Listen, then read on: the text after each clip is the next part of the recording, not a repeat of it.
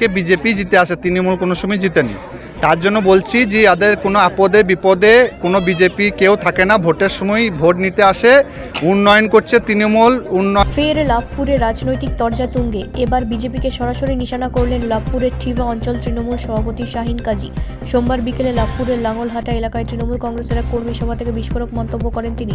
সভা মঞ্চ থেকে বিজেপিকে ঝাঁটা দিয়ে বিদায় করার নিদান দেন শাহিন কাজী। তার এই মন্তব্যকে ঘিরে ইতিমধ্যে রাজনৈতিক মহলে চাঞ্চল্য ছড়িয়েছে। স্থানীয় সূত্রে জানা গিয়েছে, লাঙ্গলহাটা এলাকায় তৃণমূলের সাংগঠনিক উপস্থিতি থাকলেও নির্বাচনে তুলনামূলকভাবে বেশি ভোট পায় বিজেপি। সেই প্রেক্ষিতেই দলীয় কর্মীদের উদ্দেশ্যে সংগঠন মজবুত করা এবং আগামী দিনে বিজেপিকে রুখে দেওয়ার বার্তা দেন অঞ্চল সভাপতি। যদিও এ বিষয়ে বোলপুর সাংগঠনিক জেলা বিজেপির সহসভাপতি দেবাশিস ওঝা বলেন, নতুন নতুন নেতা বেরিয়েছে, 10 বছর আগে যাদের কোনো অস্তিত্ব দেখা যায়নি। 2021-এর নির্বাচন তৃণমূল যেভাবে সন্ত্রাস করেছিল, সেই সন্ত্রাস আর 2026-এর নির্বাচনে করতে পারবে না। রাজনৈতিক মহলের মতে পঞ্চায়েত ও লোকসভা ভোটের ফলাফলকে সামনে রেখে লাভপুরে তৃণমূল বিজেপি দ্বন্দ্ব আরও তীব্র হতে পারে। এই নাঙ্গলহাটা গ্রামে ভোট চাইতে এলে গ্রামবাসীরা ঝাঁটা ধরুন খাবে।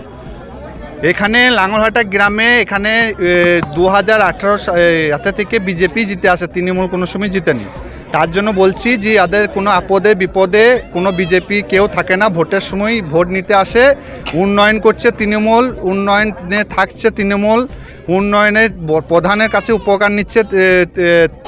এখানে টোটাল বিজেপিকে এখান থেকে জিতাচ্ছে। তার জন্য আমি বললাম এখানে যে উন্নয়ন আজকে 1.5 কিলোমিটার না 2 কিলোমিটার রাস্তা হচ্ছে এদের, তার জন্য বলছি গ্রামওয়ালাকে দেখে নিতে বললাম রাস্তা সব ঠিকঠাক হচ্ছে কি না। তার জন্য কেউ যদি ভোট নিতে আসে, বিজেপির নেতারা যদি বলতে আসে যে আমাদের গ্রামে কোনো কাজপত্র কিছু হয়নি, তার জন্য মহিলারা ছিল, তাদেরকে বললাম ঝাঁটাইতে করে তাদেরকে খেদানো হয় যেন। মানে এখান থেকে কি বার্তা দেবেন বিরোধীদের? জানি না কোন নেতা কি বলেছে। আজকে 10 বছর আগে ওসব নেতার কোনো অস্তিত্ব ছিল না, এখন সব নতুন নেতা জন্মেছে। আমাদের দলের মোটো হচ্ছে মানুষকে ভালোবেসে ভোট নেওয়া। আর উনি উন্নয়নের কথা বলেছেন, লাভপুর লাঙ্গলহাটা রাস্তায় একবার মানুষ গেলেই উন্নয়ন কেমন সেটা বুঝতে পারবেন। আর মানুষকে জোর করে পিটিয়ে মেরে ভোট পাওয়া যাবে না, আগামী দিনে সেটা বুঝতে পারবেন। এখন হয়তো ভাবছেন যে 21-এর মতো করবো, কিন্তু 21-এর মতো আর 26-এ হবে না, এটা দায়িত্ব নিয়ে আমি বলে দেব। ব্যুরো রিপোর্ট, রাষ্ট্রীয় প্রসার বাংলা।